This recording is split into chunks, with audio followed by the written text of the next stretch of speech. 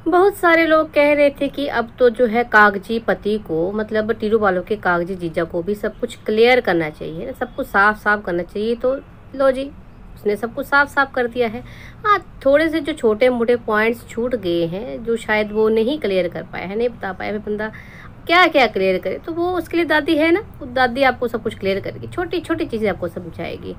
और कौन है असल में लालची, कौन नहीं है, ये तो वैसे पता ही चल चुका है, लेकिन है ना पूरी तरह से दादी बताएगी आपको कि असल में एक बंदा नहीं, मैं पूरी फैमिली की बताऊंगी कौन सी फैमिली लालची है और कौन नहीं, और विद प्रूफ, ऐसे नहीं बोल बोल के ना, विद प्रूफ बताऊंगी कि लालची लोग कैसे होते हैं। और मेंटेनेंस के बारे में भी बात करूंगी। बाकी जो कोर्ट फैसला करा वो तो उसका फैसला है, लेकिन मैं कुछ बात रखूंगी जिस पे आप मेरे को फिर कमेंट करके जवाब देना कि भाई मैंने सही कहा कि नहीं कहा, है ना। तो तमाम चीज़ों पे जो है दादी बात करेगी, लेकिन अपने स्टाइल में। भाई उन्होंने तो अपनी बातें रख दी दोनों तरफ से, दोनों पार्टीज ने, है ना, पर दादी जो है छोटे छोटे पॉइंट्स भी उठाती है, तो दादी बात करती है अपने स्टाइल में। तो चलिए जी, करते हैं प्रोग्राम की शुरुआत। राम राम बच्चा, क्या हाल चाल? ठीक ठाक? दादी भी एकदम ठीक ठाक, है ना। चलो टूरू वालों के कागजी जीजा के बारे में भी बात करेंगे, है ना। पहले थोड़ी सी मैं इस डीजे टब्बर के बारे में बात कर ली हूँ, उस महिला के बारे में भी बात करूँगी जिसके बारे में बात करना जो है मुझे बिल्कुल अच्छा नहीं लगता और आपको सुनना भी अच्छा नहीं लगता। पर मैंने कहा था ना कि जब कोई बात करने लायक होगी, जब हमें लगेगा कि नहीं भी अब इसको जो है डोज की ज़रूरत है, तो भाई हम बात ज़रूर करेंगे। तो भाई कल जो है बड़ी पूतना के दो वीडियोज़ आए। पहले वीडियो में भी बकवास और दूसरे में भी बकवास। चलो पहले वीडियो का तो मैंने बकवास कम्युनिटी डाली थी, मैंने उसमें बता दिया था, है ना, जो भी था कि जो बकवास कर रही है। तो पर चलो अब दोनों की बात करेंगे। तो भाई इसका कहना है कि पीपड़ ने इसके साथ किया प्रैंक, है ना। उसने बोला कि जो मैंने तुमसे कहीं साइन करवाए थे ना, वीडियो बाडी बनाए होंगे उनके, तो भाई मैंने जो तुम्हारे नाम की जो प्रॉपर्टी थी वो अपने नाम कर ली है। अच्छा जी, फिर इसने कहा कि मुझे बड़ा रोना आया, बड़ा रोना आया। क्यों आया रोना तुझे, है मतलब ऐसे एक तरफ ये लोग कहते हैं कि हम भी बिल्कुल लालच नहीं करते, हमें कोई किस चीज़ का लालच नहीं। और कह भी रही थी मैं तो बड़ी सिंपल सी लाइफ जीना चाहती हूँ, ये है वो, तो फिर रोना क्यों आया है? मैं बताती हूँ तुझे, रोना इसलिए आया, तुझे लगा कि हाय हाय मेरा हिस्सा, अबे ससुराल से तो मैं हिस्सा अपना खा चुकी हूँ, है ना, फिर भी बोलती हूँ कि मेरा हिस्सा है, मेरा हिस्सा। अब मायके में जो हिस्सा, कहीं पीपड़ सच में तो नहीं खा गया मेरा हिस्सा, है ना। फिर जी इसने एक्सप्लेन भी किया कि मेरी जो प्रॉपर्टी है जो मैंने मांगी नहीं, मैंने किसी से नहीं मांगी, जो हमारे फादर की डेथ हुई थी तो ऑटोमेटिकली जो मैं प्रॉपर्टी है वो मेरे नाम आ गई थी, मतलब हम सबके नाम आ गई थी, बच्चों के नाम और जो है माँ के नाम भी, है ना। तो जी हाँ, ऐसा होता है, आ जाती है ऑटोमेटिकली। लेकिन क्या होता है, लड़कियां जो होती हैं ना, तुम्हारी जैसी भूखी लालची नहीं होती हैं, जिनको भाई है कि चलो अब शादी हो गई, हमारे ससुराल ठीक ठाक है, चलो मजबूरी बख्श अलग चीज़ है, कईयों के साथ है ना नहीं हो पाता, वो अलग चीज़ है। लेकिन तुम्हारा तो सब कुछ ठीक ठाक है, वहाँ से भी हिस्सा ले रखा है, अभी भी बोल रही हो कि और मिलेगा हिस्सा मुझे, है, फिर तुम्हें क्या ज़रूरत है ना। और जो रही भाई ऑटोमेटिकली नाम होने की बात, तो भाई जी हाँ, बेटियाँ जो लालची नहीं होती, तुम जैसी नहीं होती है ना, वो क्या करती हैं, कचहरी वगैरह में जाना पड़ता है, उनको साइन वगैरह करने पड़ते हैं, नो ऑब्जेक्शन सर्टिफिकेट मिल जाता है उसके बाद, फिर है ना कि भाई हमें अपने भाई की प्रॉपर्टी में कुछ नहीं चाहिए। लेकिन ये होती हैं सभ्य समाज की, सभ्य घर की, सभ्य लड़कियाँ, है ना। मैं तुम्हारी बात नहीं करी, तुम तो लालची नंबर 1 हो भाई। चलो एक का लालच तो ये दिख गया आपको कि भाई रोना धोना ही शुरू कर दिया, हाय हाय मेरा हिस्सा मुझे नहीं मिलेगा, है, और फिर अपना सफाइयाँ देने आ जाती हैं, है ना। मेरे को ऐसा नहीं, मैं ऐसे नहीं। फिर कह रहे कि आपको क्या पता भी हमने कुछ ज़्यादा ही सोचा, अपने भाई के लिए कुछ ज़्यादा ही कर रही हूँ, तो फिर वो भी बता दे। जब ये रोना धोना बता रही है तो बता दे, नहीं बताना है तो फिर कुछ मत बता, मतलब शुरू ही क्यों करते हो ना, आधी अधूरी बातें बतानी है ना, बिना मतलब से कंट्रोवर्सी क्रिएट करनी होती है जी इनको। अब देख लो, खुद इतनी चालाक इतनी शातिर है कि वीडियो बनाया, फिर उसके कमेंट पे दूसरा वीडियो भी बना दिया है सफाइयाँ देने के लिए। और बार बार जो बकवास करती रहती है ना कि हिमाचल की प्रॉपर्टी, मतलब हिमाचल में बंदा वही प्रॉपर्टी खरीद सकता है, हिमाचली जिसके पास ऑलरेडी जो है पैतृक भूमि है ना, एंसेस्टर करी थी जमीन। तो ऐसा कुछ नहीं है, कुछ डॉक्यूमेंट्स लगते हैं, Aadhaar card, PAN card, ration card, है ना, हिमाचली बोनाफाइड आपको होना चाहिए। तो ये गलत वाली जानकारी मत लोगों को दे कि चित्तर खाएगी लोगों से, है, मतलब सोशल प्लेटफॉर्म पे बैठ के तू कानूनी जानकारी गलत दे रही है लोगों को, है।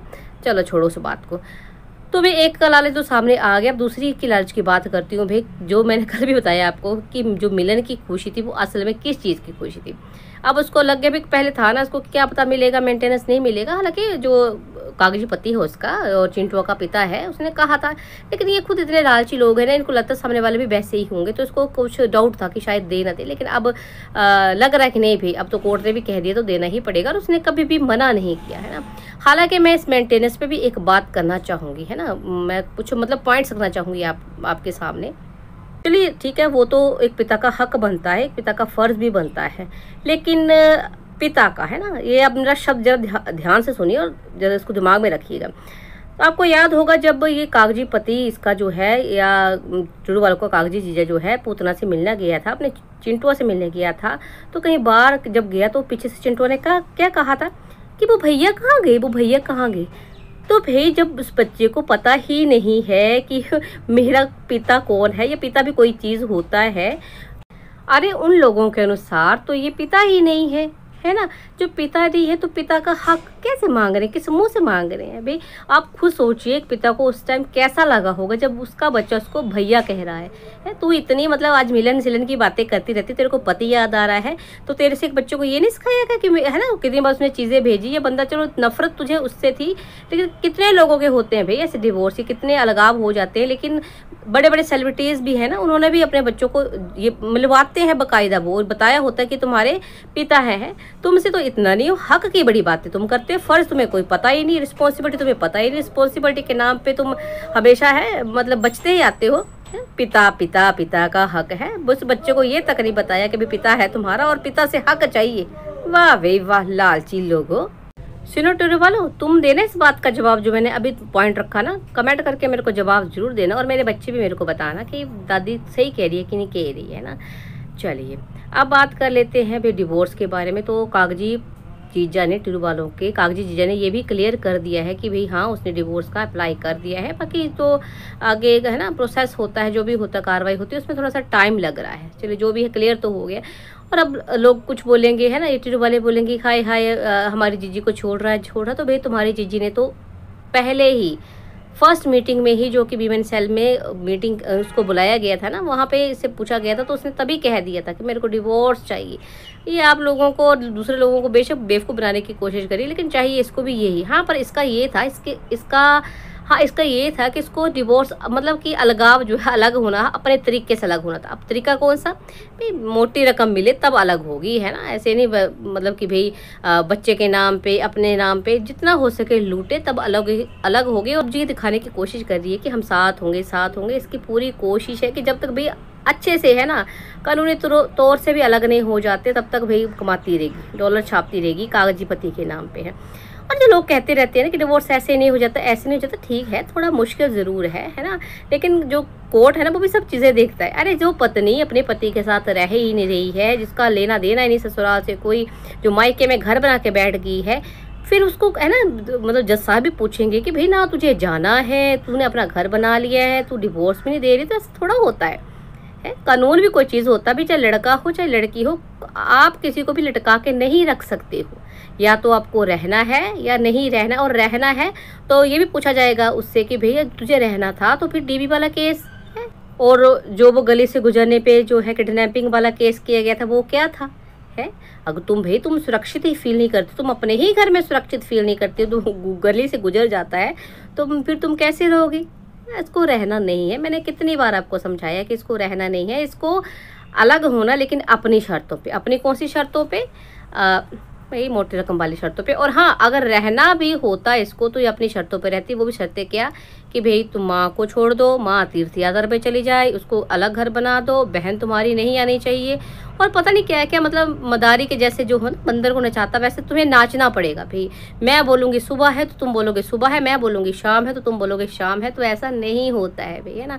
कहीं ना कहीं देखिए इन लोगों ने उम्मीद भी यही रखी थी कि ये बंदा बस ऐसे जो है ना खोखली धमकियाँ देता है, इससे कुछ होने वाला है नहीं है, इसको मेरे पास ही आना पड़ेगा, मेरे पैरों पे ही गिरना पड़ेगा। वो जो ओवर कॉन्फिडेंस था ना, उस चक्कर में सब जो पीछे हुआ, रिप्लाई, एलिगेशन, जो बहन का बकवास, माँ का बकवास, पीपल का टाइटल वाला बकवास, वो इसलिए हो रहा था कि इनको कभी लगा ही नहीं था कि बंदा इतना स्ट्रॉन्ग भी हो सकता है। देखिए वो कहावत है ना कि पत्थरा तू मतलब इतना पक्का कैसे, तो ठोकरे लग लग के, है ना।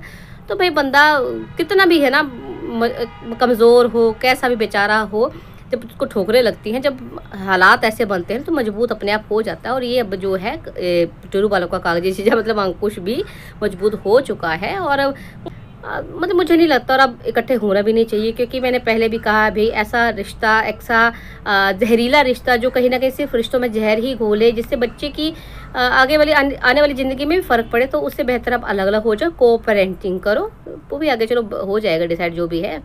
पर जो भी हो बच्चे की भले के लिए हो, और मुझे नहीं लगता कि भला जो है इन दोनों को साथ होने में, क्योंकि कहते हैं ना कि भाई रिश्ते में दूरी अलग चीज़ है, गलतफहमी अलग चीज़ है, लेकिन नफ़रत, जब नफ़रत हो जाती है ना, फिर उसको मतलब मुश्किल हो जाता है उसको प्यार में बदलना, बहुत मुश्किल हो जाता है ना। और देखिए थोड़ा टाइम भी ज़्यादा हो गया, और है ना एक साथ रहते हुए बंदा फिर भी सुलझा लेता है दूरियां, मतलब जितना तो शायद ये साथ नहीं रहे उससे ज़्यादा तो अलग रहे हैं, और नहीं मिलती हैं बहन की सोचें नहीं मिलती हैं।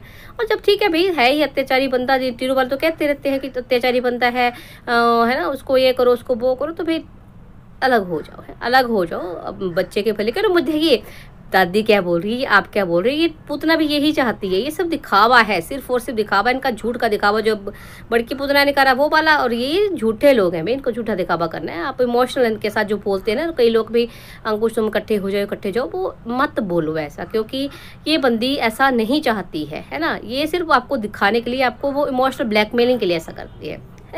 चलिए आई होप कि मैंने जो छोटे छोटे पॉइंट जो कहीं ना कहीं है ना अंकुश से छूट गए थे, या लालची लोगों के बारे में मैंने अच्छे से बताया होगा, तो आपको वीडियो पसंद आ रही है तो वीडियो को लाइक कमेंट शेयर करना बिल्कुल ना भूलना। चलिए जी मिलते हैं नेक्स्ट वीडियो में, तब तक के लिए राम राम।